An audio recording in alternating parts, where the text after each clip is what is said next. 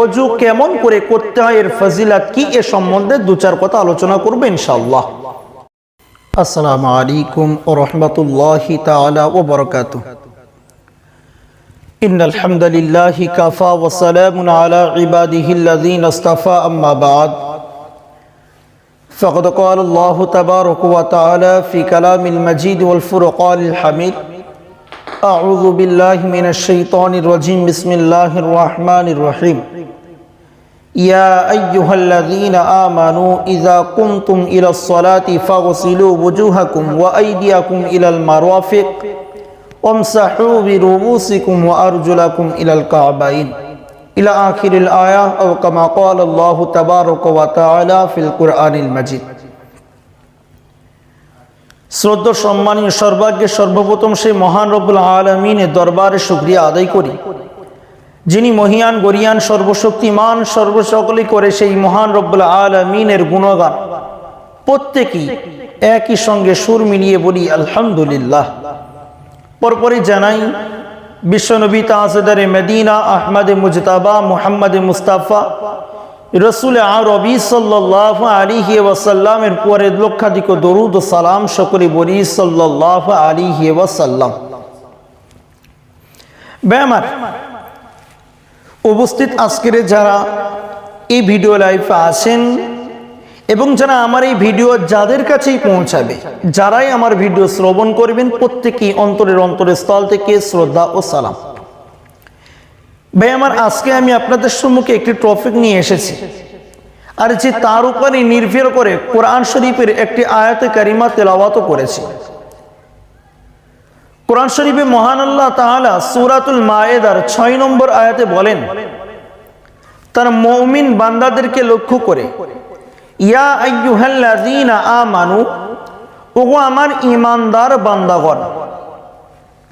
ঈমানদার বান্দাদেরকে আল্লাহ লক্ষ্য করে বলছেন, ইযা কুনতুম ইলাস সালাহ, তুমি যখন নামাজের জন্য উঠবে, নামাজের জন্য ইচ্ছা প্রকাশ করবে, নামাজের জন্য তুমি রেডি হয়ে যাবে, তখন তুমি কি করবে? ফাগসিলু ওযুহাকুম, তোমরা তোমাদের চেহারাকে ধৌত করে নেবে, অর্থাৎ মুখমণ্ডলটাকে তোমরা ধৌত করবে। তারপরে বলছেন ওয়া আইদিয়াকুম ইলাল মারাফিক, তোমরা দ্বিতীয় নম্বর তোমাদের কাজ হলো তোমরা দুই হাত কোনই পর্যন্ত ভালো করে সুন্দর করে ধৌত করে নেবে। চতুর্থ নম্বর আল্লাহ বলছেন ওয়ামসাহু বিরুউসিকুম, আর তোমরা তোমাদের মাথার 4 ভাগের এক ভাগ তোমরা মাসাহ করে নেবে, তোমরা তোমাদের মাথাকে মাসাহ করবে। আর চতুর্থ নম্বরে আল্লাহ বলছেন ওয়া আইদিয়াকুম ইলাল মারাফিক ওয়ামসাহু বিরুউসিকুম ওয়া আরজুলাকুম ইলাল কাবাইন, শেষে তোমরা 4 নম্বরে কি করবে? তোমরা দুই পায়ের কোনই পর্যন্ত, টাকনো পর্যন্ত ভালো করে ধৌত করে নেবে। ভাই আমার, আয়াতের এই পর্যন্ত আমি তেলাওয়াত করলাম, আর এরই আমি মানেটা আপনাদের কাছে বললাম। যদি আল্লাহ চাইতো এর উপরে নির্ভর করে ওযু সম্বন্ধে, ওযু কেমন করে করতে হয়, এর ফজিলত কি, এ সম্বন্ধে দু চার কথা আলোচনা করবো ইনশাআল্লাহ। ওযু শুরু করার আগে কেমন করে করতে হয়, কি কি বৃত্তান্ত, তার আগে এর একটা ফজিলত আমি আপনাদের সম্মুখে বর্ণনা করি। হযরতে আয়েশা সিদ্দিকা রাদিয়াল্লাহু আনহা তিনি বর্ণনা করেন যে একদা তিনি রাসূল পাক সাল্লাল্লাহু আলাইহি ওয়াসাল্লামের কাছে এসে বললেন, হুজুর, আপনার উম্মতিরা অনেক, অগণিত উম্মতি কিয়ামতের দিনে যখন উঠবেন, সেখানে তো শুধু আপনার উম্মত থাকবে না, সেখানে আদম নবী থেকে শুরু করে আর শেষ আখিরি নবীর সমস্ত উম্মতেরা ওখানে উপস্থিত থাকবেন। হুজুর, সেই কোটি কোটি মানুষের মধ্য থেকে আপনি আপনার উম্মতকে কেমন করে চিনবেন? ওই সময় এই প্রশ্ন শুনে রাসূল পাক সাল্লাল্লাহু আলাইহি ওয়াসাল্লাম উত্তরে বললেন, ওগো বিবি আয়েশা, আচ্ছা ধরো একটা ময়দানে 1000 ঘোড়া দাঁড় করানো আছে, এর মধ্যে ওই 1000 ঘোড়ার মধ্যে সমস্ত ঘোড়া হলো সাদা, তার মধ্যে যদি একটি কালো ঘোড়াকে দাঁড় করিয়ে দেওয়া হয়, বা সমস্ত ঘোড়া হলো কালো, তার মধ্যে একটি সাদা ঘোড়াকে দাঁড় করিয়ে দেওয়া হয়, ওগো আয়েশা তুমি কি সেই ঘোড়াটাকে চিনতে পারবে?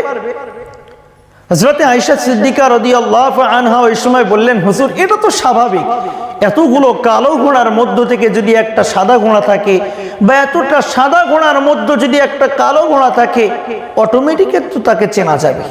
হ্যাঁ, আমি আয়েশা তো সহজেই তাকে খুঁজে আনবো।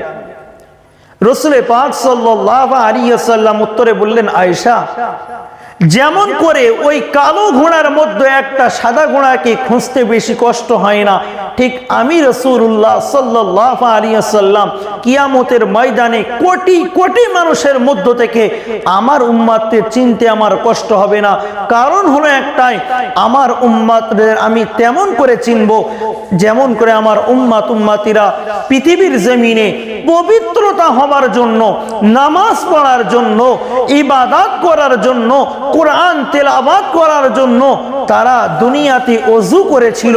আর এই ওযুর পানিতে যে সমস্ত জায়গাগুলো তারা ধৌত করেছিল, সেই সমস্ত জায়গাগুলো যেমন ধরুন হাত, মুখ, পা, এমন করে প্রত্যেকটি অঙ্গ তাদের নূরের আলোতে চমকাতে থাকবে।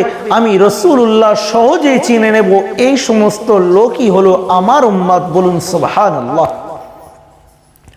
তাহলে ভাই আমার, একটা জিনিস আমরা জানতে পারলাম, ওযুর ফজিলাতের অধ্যায়ে গিয়ে ওযু করলে কি হবে কিয়ামতের ময়দানে যে সমস্ত জিনিসগুলো দিয়ে আমরা ওযু করি, ধৌত করি, এই সমস্ত অঙ্গগুলো নূরের আলোতে আল্লাহ পাক জ্বালিয়ে দেবেন। এবার একটা কথা এখানে বলি সংক্ষিপ্তভাবে, আমরা অ্যাকচুয়াল কি এই নূরের আলোটা কি মেকআপ করলে হয় না ওযু করলে? আপনারা চিন্তা ভাবনা করবেন। চলুন এবারে আমি সংক্ষিপ্তভাবে শুরু করি ওযুর কিছু মশলা। ওযু প্রথম করতে গেলে ওযুর ফরজ হলো 4টি, যেটা আমি আয়াতের মধ্যে তেলাওয়াত করেছি। মহান আল্লাহ এই কোরআন শরীফের মধ্যে 4টি জিনিস বলে দিয়েছেন, বর্ণনা করেছেন। 4টি কি কি? ওযুর ফরজ হলো 4টি। যে 4টি জিনিস যদি আমার এই 4টির মধ্যে একটা যদি আমার ছেড়ে যায়, আমার ওযু হবে না, ওযুই হবে না, নষ্ট হয়ে যাবে। তাহলে 4টি জিনিস কি কি সংক্ষিপ্ত একটু আলোচনা করি।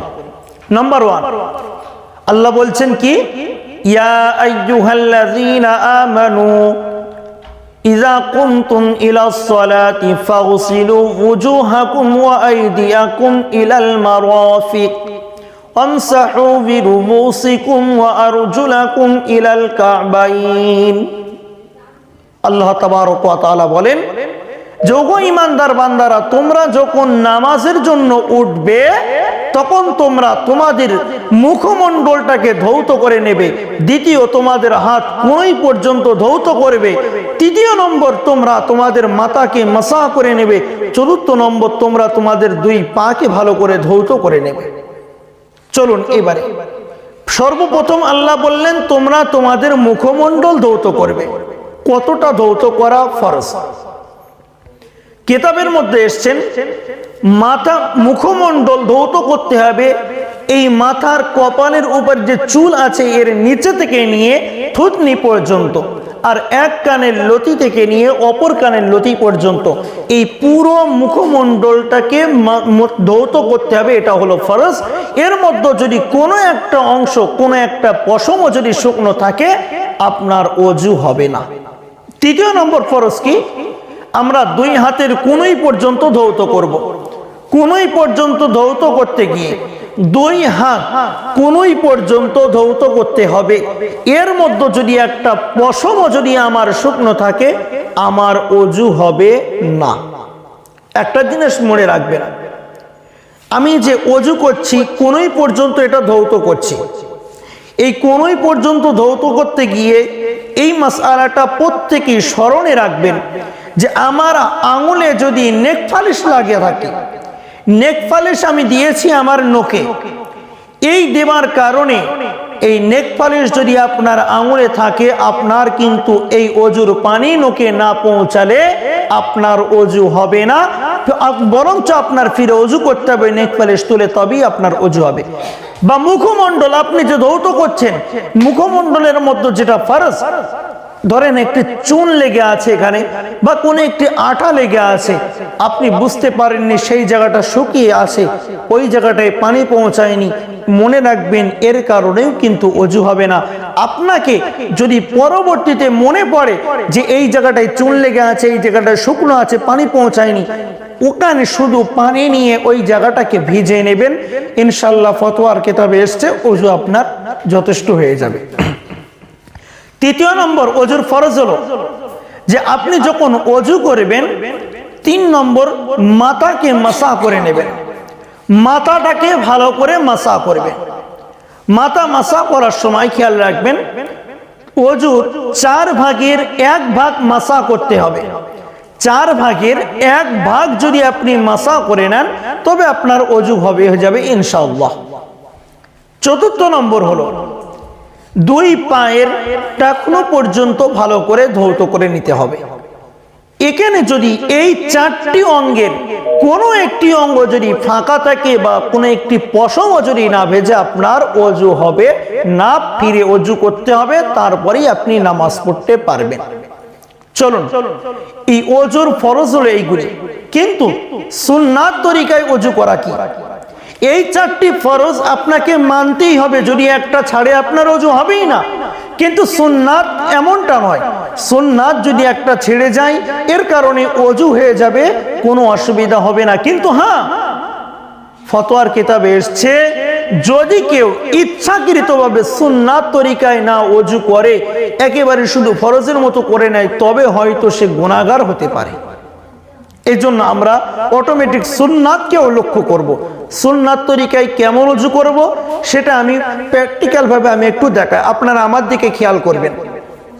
সুন্নাত তরিকায় যখন আমরা অজু করতে যাব, ভাই আমার সংক্ষিপ্তভাবে এটা একটু শ্রবণ করবেন বা দেখবেন, আর এমন করেই অজু করার চেষ্টা করবেন।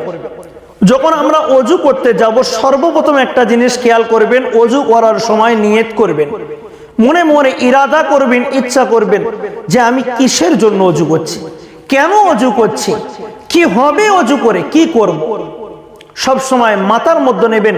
যদি আপনি নামাজ পড়ার জন্য অজু করেন তো আপনি অজুর আগে এটাই ভাববেন যে আমি অপবিত্র ছিলাম, এখন আল্লাহর সামনে আমাকে দাঁড়াতে হবে, অতএব আল্লাহর সামনে যাওয়ার আগে আমি আমার হাতটা, আমি আমার মুখটাকে, আমি আমার পাটাকে পবিত্র করে নেব এবং আল্লাহর কাছে আমি সুন্দরভাবে গিয়ে স্থাপন করব।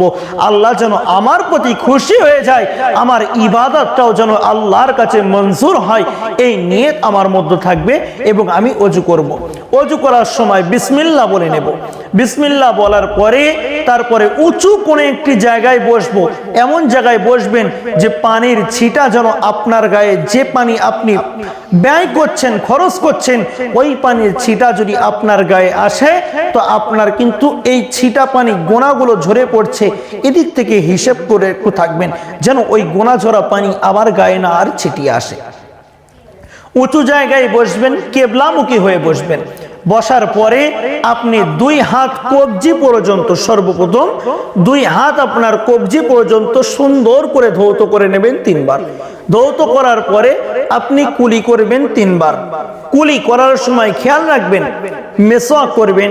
মেসওয়াক যদি না থাকে আপনি আপনার আঙুল দ্বারা আপনি দাঁতকে ভালো করে পরিষ্কার করে নেবেন। আর একটা জিনিস কুলি করার সময় খেয়াল রাখবেন, যেটা বিশেষ করে যদি আপনি রোজা অবস্থায় থাকেন তবে গড়গড়া সহ কুলি করবেন না, আর যদি রোজা অবস্থায় না থাকেন তবে গড়গড়া সহ কুলি করা ভালো। এদিকে একটু খেয়াল দেবেন। 3 নম্বর, দ্বিতীয় নম্বর, নাকের মধ্যে পানি দেবেন। 3 বার নাকের মধ্যে পানি দিতে হয়। নাকের মধ্যে যখন পানি দেবেন, এই বাম হাতের এই যে বৃদ্ধা আঙুল এবং কনিষ্ঠ আঙুল, এই 2 আঙুল নাকের মধ্য দিয়ে নাককে ভালো করে পরিষ্কার করে নেবেন এবং এক হাত দিয়ে পানি দেবেন, অপর হাত দিয়ে এটা পরিষ্কার করবেন।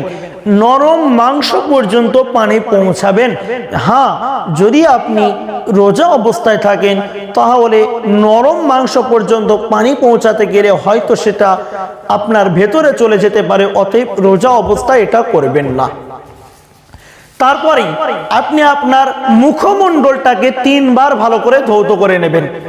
তারপরে আপনি আপনার দুই হাত কোনোই পর্যন্ত ভালো করে ধৌত করবেন।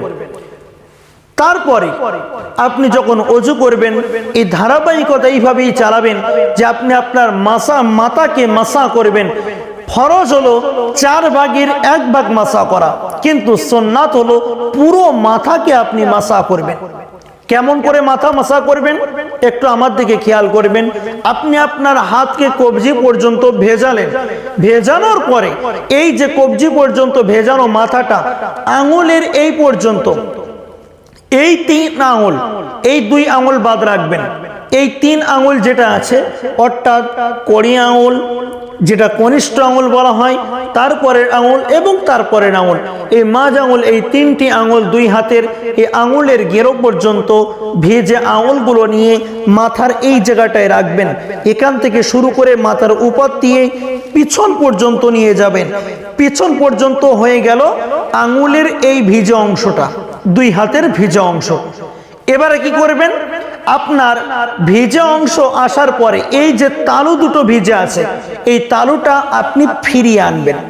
একভাবেই 3 আঙুল নিয়ে যাচ্ছেন, এর পানি শেষ, এবারে তালুর পানি দুটো এইভাবে ফিরিয়ে আনবেন আবার সামনের দিকে।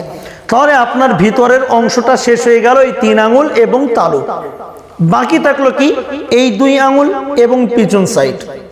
এটা নিয়ে কি করবেন, এই 2 আঙুল কানের মধ্যে দিবেন, শাহাদাত 2 আঙুল কানের মধ্যটাকে মাসা করবেন এবং বিরতা 2 আঙুল কানের পিছনে অর্থাৎ লতির উপরটা এটা সুন্দর করে মাসা করবেন।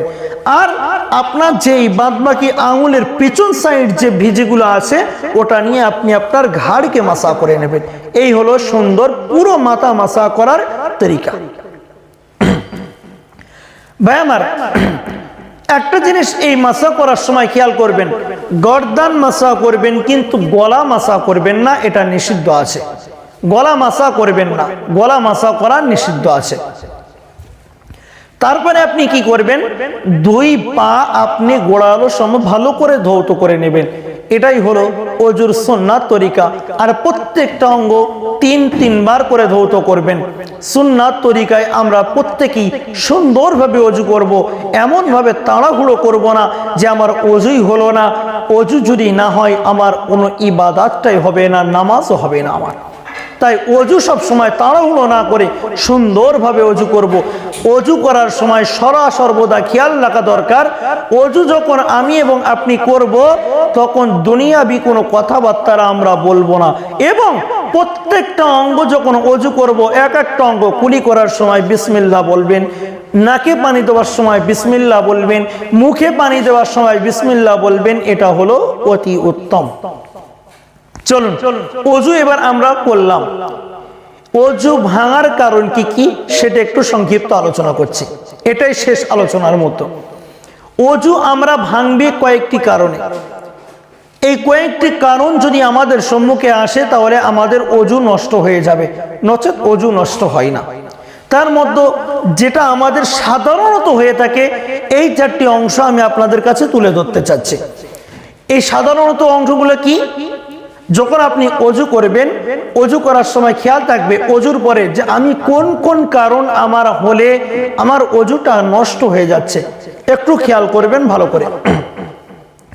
যখন আপনি পেশাব এবং পায়খানা করবেন তখন আপনার অজু নষ্ট হয়ে যাবে, বা পেশাব পায়খানার রাস্তা দিয়ে কোনো কিছু বার হলে আপনার অজু নষ্ট হয়ে যাবে।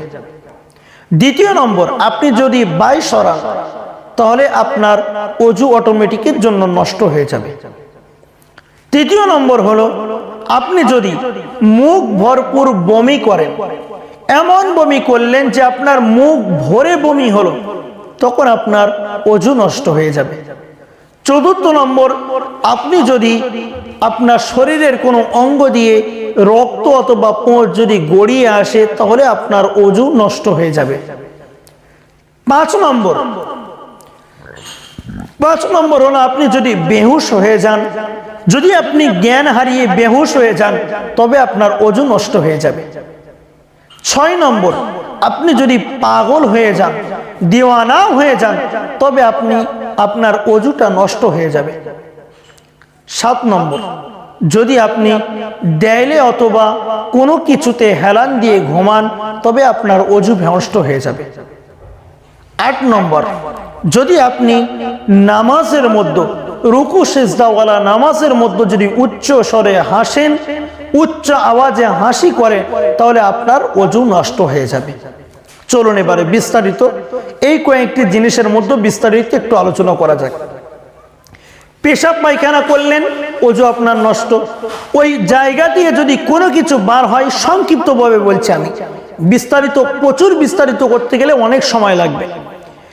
যখন ওই রাস্তা দিয়ে কোনো কিছু বার হবে আপনার অজু নষ্ট হয়ে যাবে। বাই সরানোর সময় খেয়াল থাকবেন, বাই যখন সরাবে অটোমেটিকের জন্য আপনার অজু নষ্ট হয়ে যাবে। 3 নম্বর যেটা বললাম যে মুখ ভরে বমি করলে অজু নষ্ট হয়। এখানে একটি প্রশ্ন থাকে, মুখ ভরে যখন আমি বমি করব, আচ্ছা আমার বমিটা মুখ ভরে হয়নি, কিন্তু বারবার আমার বমি হচ্ছে, অল্প অল্প করে অল্প অল্প করে বমি হচ্ছে, কিন্তু বারবার হয়েছে, মুখ ভরপুর হয়নি, তখন কি করণীয়? এই জায়গাটাই খেয়াল রাখবেন। বারবার যে আমার বমি হলো, এই যে বমি হওয়ার পরে আমাকে এই জায়গাটায় ধারণা করতে হবে, যদি এই বমিগুলো একসঙ্গে হতো আবার বারবার না হয়ে, তবে কি আমার মুখটা ভরপুর হয়ে এই বমিটা হতো, না এই এতটা বমি আমার মুখ ভরপুর হতো না। যদি আপনার ধারণা এই এতগুলো বার আমি যে 4 থেকে 5 বার আমি করলাম বমি, এটা যদি একেবার হতো আমার মুখটা ভরপুর হয়ে যেত, তখন আপনার অজু নষ্ট হয়ে যাবে, নচেত অজু নষ্ট হবে না। আরেকটা জিনিস, যদি আপনার শরীরের কোন অঙ্গ দিয়ে রক্ত বা পোঁছ গড়িয়ে যায় তবে আপনার অজু নষ্ট হয়ে যাবে। এই জায়গাটায় আমার যদি মাসালা মনে রাখবেন, আমার শরীরে এক জায়গায় আঘাত হলো, তার কারণে রক্ত বার হচ্ছে, কিন্তু রক্তটা বার হয়ে ওখানে আছে, আমি গড়িয়ে পড়তে দিচ্ছি না। যখন বার হচ্ছে আমি তখন কাপড় দিয়ে মুছে নিচ্ছি, তখন কি আমার অজু থাকবে?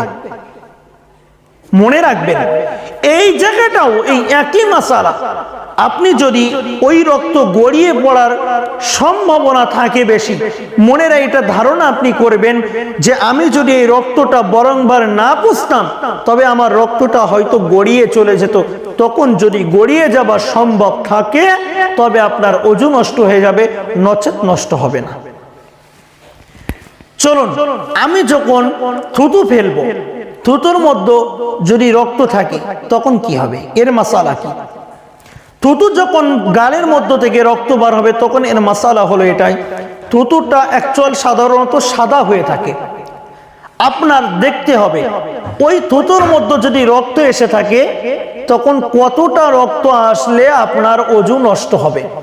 এই জায়গাটাই খেয়াল রাখবেন যে থুতুটা আপনার বার হলো, এই থুতুটা বার হওয়ার সময় থুতুটা সাদার ভাব বেশি আছে না লালের ভাব বেশি আছে। রক্ত যদি বেশি হয়, সাদা থুতুটা লাল হয়ে যায়, তখন আপনার ওই অজু নষ্ট হয়ে গেল, ফিরে আপনার অজু করতে হবে। এই যে মাসালাগুলো আপনি যখন হেলান দিয়ে ঘুমাবেন কোনো জিনিসে, তখন আপনার অজুর অবস্থাটা কেমন থাকবে, কেমন করে ঘুমালে অজু নষ্ট হয় এবং কেমন করে ঘুমালে অজু নষ্ট হয় না, খেয়াল রাখবেন। অজু আপনার নষ্ট হবে তখন যখন আপনি কোনো কিছু জিনিসে হেলান দিয়ে ঘুমাবেন, বা এমন একটা জায়গায় হেলান দিয়েছেন যে জিনিসটা সরিয়ে দিলে আপনার পড়ে যাবার আশঙ্কা থাকে, ওই জিনিসের এমন জিনিসে যদি হেলান দিয়ে আপনি ঘুমিয়ে পড়েন তবে আপনার অজু নষ্ট হয়ে যাবে, নচেত নষ্ট হবে না। যেমন উদাহরণস্বরূপ আমি বলতে পারি, আমি যে হেলান দিয়ে এখানে ঘুমিয়ে আছি, ধরেন এখানে আমি ঘুমিয়ে পড়লাম, ঘুমানোর পরে এই পিছনের জিনিসটা আমার সরিয়ে দিল, এই জিনিসটা যদি না থাকতো আমি পড়ে যেতাম, আমাকে যদি টেনে নেওয়া হয় আমি পড়ে যাব ঘুমের ঘরে, মনে রাখবেন আপনার অজু নষ্ট হয়ে গিয়েছে। এই জিনিসগুলো উচ্চ স্বরে নামাজের মধ্যে হাসলে অজু নষ্ট হয়ে যায়। উচ্চ স্বরে হাসা কেমন? হাসি 3 প্রকার, মনে রাখবেন সদা সর্বদা। হাসি 3 প্রকার। একটা হলো মুচকে হাসি, যে হাসিটা হাসা সুন্নাত। আল্লাহ রাসূল সাল্লাল্লাহু আলাইহি ওয়াসাল্লাম মুচকে হাসি হাসতেন। এই হাসিটা এমন হাসি যে হাসি হাসলে নামাজও নষ্ট হয় না, ওযু নষ্ট হয় না। দ্বিতীয় নম্বর হাসিটা হলো খিলখিল করে হাসি, যে হাসিতে নামাজ নষ্ট হয়ে যায়, ওযু নষ্ট হয় না। তৃতীয় নম্বর উচ্চ আওয়াজে হাসি, যে হাসিতে ওযুও নষ্ট হয়, নামাজও নষ্ট হয়ে যায়। আর এর মাসালা হলো, ওযু ভাঙার মাসালা হলো উচ্চ আওয়াজে হাসলে তবে নামাজের মধ্যে রুকু এবং সেজদাওয়ালা নামাজে যদি আপনি উচ্চ আওয়াজে হাসেন তবে আপনার ওযু নষ্ট হয়ে যাবে। এই ওযু নষ্ট হবার কারণগুলো যদি আপনার থাকে তবে ওযু নষ্ট হবে, নচেত আপনার ওযু নষ্ট হবে না। এছাড়া সূক্ষ্ম আরো কিছু মাসালা আছে, আমি এখন ভিতরে দীর্ঘায়িত করব না, সংক্ষিপ্ত করার জন্য বলছি।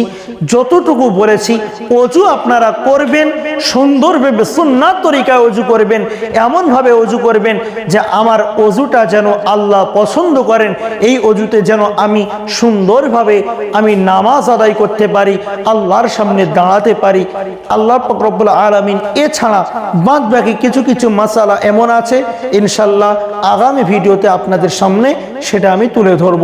ওযু কি কি অবস্থায় ভঙ্গ হয়, আরো অনেক কিছু মাসালা এর মধ্যে আছে, কি করলে আপনার কতক্ষণ ওযু থাকবে, কতক্ষণ মাজুরের ওযুর অবস্থা কেমন হবে, যাদের অবস্থা খুব খারাপ তাদের ওযু কেমন হবে, যদি আপনার কাটা অবস্থায় হয় বা আপনার হাত ভেঙে ব্যান্ডেজ থাকে, আপনি তখন ওযু কেমন ভাবে করবেন, এই সমস্ত বিষয়গুলো নিয়ে ইনশাল্লাহ আগামী ভিডিও আপনাদের সম্মুখে তুলে ধরার চেষ্টা করব ইনশাল্লাহ। যতটুকু বলেছি আল্লাহ রাব্বুল আলামিন আমাকে এবং আপনাদের প্রত্যেককে সুন্দরভাবে আমাদের আমলে জিন্দেগিতে পরিণত করার তৌফিক দান করুন। প্রত্যেকে বলি আল্লাহুম্মা আমিন। এই বলে সকলে আমার জন্য দোয়া করবেন, আল্লাহ যেন আমাকেও বেশি বেশি এর উপর আমল করার তৌফিক দেন। প্রত্যেকে বলি আল্লাহুম্মা আমিন। এই বলে আমি আমার সংক্ষিপ্ত বক্তব্য ইতি করছি। ওয়া আখিরু দাওয়ানা আনিল হামদুলিল্লাহি রাব্বিল আলামিন। আসসালামু আলাইকুম ওয়া রাহমাতুল্লাহি তাআলা ওয়া বারাকাতুহু।